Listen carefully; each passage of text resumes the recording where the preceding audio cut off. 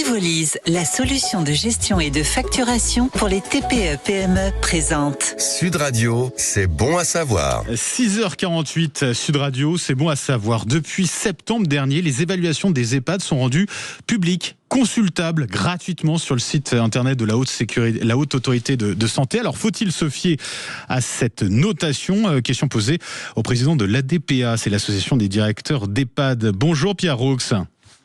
Bonjour et merci de nous accueillir. Je vous remercie. C'est important effectivement de revenir sur ces notations, ces notes qu'on donne, qui sont attribuées à l'ensemble de ces EHPAD. Ils sont notés, ces EHPAD, de la lettre A à la lettre D. Dites-nous, est-ce qu'elles valent vraiment quelque chose, ces notes? Est-ce qu'il faut vraiment s'y fier? Alors bon, je ne vais pas. On est nous de notre côté tout à fait favorable à l'idée d'être évalué. On travaille avec en partie de l'argent public et cela nous paraît tout à fait normal. En revanche, ce qui pose question et problème dans notre secteur et à beaucoup de nos collègues, c'est que cette évaluation, ces notes sont essentiellement basées sur tout ce qui est procédure, traçabilité, c'est-à-dire les preuves, au détriment de critères qui sont plus axés sur la qualité de vie réelle, de soins, d'accompagnement. En d'autres termes, le résultat ne reflète pas toujours, loin s'en faut, le niveau réel de satisfaction perçu par les personnes et par leurs familles. Je regarde quand même sur les critères, on a bientraitance, éthique, accompagnement à la santé, accompagnement à l'autonomie, participation de la personne accompagnée. On a quand même un certain nombre de critères qui sont tournés vers le résident.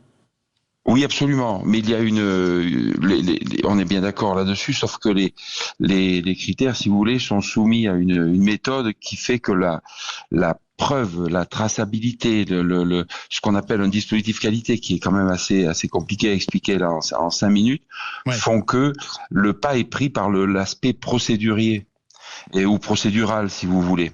Et donc, forcément, les petits établissements n'ont pas toute la logistique, si vous voulez, de qualité nécessaire pour pouvoir répondre. Donc il y a un déséquilibre. Vous avez des établissements dont le prix de journée est deux fois supérieur à d'autres, des établissements qui sont petits et quelque part avec ces critères-là, qui sont pas assez nombreux d'ailleurs. On va de A à D, on aurait pu aller jusqu'à F ou G par exemple. On voit bien que on mesure avec le même système de mesure les établissements qui pourraient être assimilés à de l'artisanat et ceux qui pourraient être assimilés à des grandes entreprises.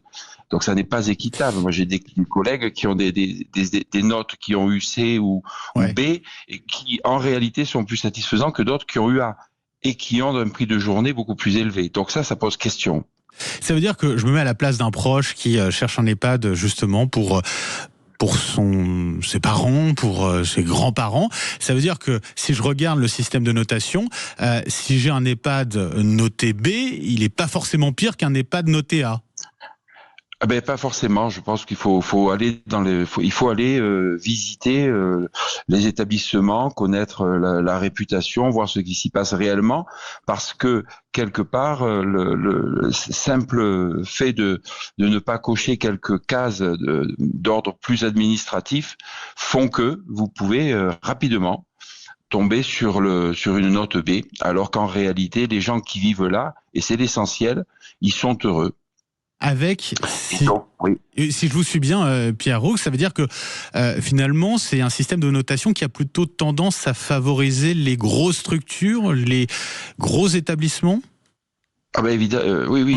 En moyenne, on est toujours dans des moyennes, dans des généralités, mais évidemment, vous avez des établissements dont le prix de journée, le prix mensuel est d'environ 2 000 euros, et on les compare à des établissements qui sont à 4 000 euros. Donc, vous comprenez bien. Et en plus, ceux qui sont les plus chers sont en principe rattachés à des grosses entreprises de type ex ou Corian ou ex Orpea, vous voyez, pour que ça parle aux gens. Donc, on voit bien qu'on n'a pas du tout la même accessibilité financière pour les gens. Donc, si vous allez dans un garage acheter une voiture et que vous avez à côté une Mercedes et une Clio, et qu'on vous dit pas la différence de prix et qu'on vous met la cotation, vous allez acheter la Mercedes, et puis quand vous allez vous apercevoir de la note, vous allez dire finalement je vais me contenter de la 4L. Ce qui n'est pas tout à fait exact dans notre secteur, parce qu'en réalité, la note ne reflète pas exactement la qualité. L'image, en tout cas, est très parlante, Pierre Roux. Pourquoi, alors, ce système de notation de la Haute Autorité de Santé ne privilégie pas davantage, finalement, la qualité de l'accompagnement vis-à-vis des résidents ? Écoutez, moi je crois qu'aujourd'hui, on est dans un système où on assiste à une inflation de normes, de réglementation. Ouais. Dans le même temps, on assiste à une baisse de moyens. Et donc, les pouvoirs publics sont tentés de faire peser sur les familles, sur les personnes elles-mêmes, le coût de l'accompagnement des personnes âgées. Et donc, je crois que c'est ça qui est le plus préoccupant aujourd'hui. Et donc, on va essayer de rechercher la sécurisation de tout le monde au détriment de la qualité de vie réelle. Mmh. Et je crois que c'est un petit peu le problème aujourd'hui. Et donc, la qualité reconnue, la qualité réelle d'accompagnement de vie des personnes âgées passe en second plan. C'est une vue un peu administrative. Trop administrative, trop normative d'une certaine manière. Trop normative et trop, mais bien sûr. Mais oui, forcément. Pierre Roux, on a quand même une intention qui est bonne, j'imagine, à la base. C'est quand on voit les scandales qu'on a eus dans un certain nombre d'EHPAD, de structures privées, vous avez parlé d'Orpea, on a un besoin d'une certaine manière de transparence. Et ce système de notation, c'est peut-être l'objectif finalement d'apporter cette transparence-là, non ? Alors, je partage votre point de vue, évidemment. Et j'ai commencé l'interview en vous disant que nous sommes pour l'évaluation, à condition qu'elle soit axée sur la réelle qualité de vie et de soins et d'accompagnement des personnes, et qu'elle soit équitable entre les établissements. Je crois que la HAS a compris le mécontentement qui existe aujourd'hui dans le secteur, et qui sont d'ailleurs en train de changer. Vous voyez, juste pour exemple, on a aujourd'hui 157 critères, et leur ambition serait maintenant de passer à 100 critères, c'est-à-dire d'essayer de rendre un peu plus aisé et accessible à toutes les structures le principe d'évaluation qualité, pour que les choses soient possibles pour tout le monde. Juste pour conclure, donc, il va falloir rectifier ça. En gros, ce qu'on demande, c'est que le système d'évaluation de la qualité soit lui-même de qualité. Ouais, parce qu'aujourd'hui, vous avez des petites structures, des petits EHPAD qui ont eu une mauvaise note, malgré une qualité finalement de la prise en charge et de l'accompagnement, et qui se retrouvent finalement un peu boycottés d'une certaine manière. Alors le système est très clair, si vous voulez, c'est que vous avez des établissements avec des personnels qui travaillent de façon formidable, qui travaillent excellemment, sauf qu'ils n'ont pas les moyens. Ce sont des petites structures, ils n'ont pas les moyens d'avoir quelqu'un qui leur écrit toutes les procédures, qui écrivent leurs pratiques professionnelles. C'est dingue ça. C'est un gros travail. Et qui peuvent apporter la preuve qu'ils appliquent au quotidien toutes ces procédures de tracé, etc. Donc ils n'ont pas ces moyens-là. C'est comme si vous comparez un artisan à PSA, quoi. Enfin, vous voyez, on peut pas travailler comme ça. On n'est pas sur la même échelle.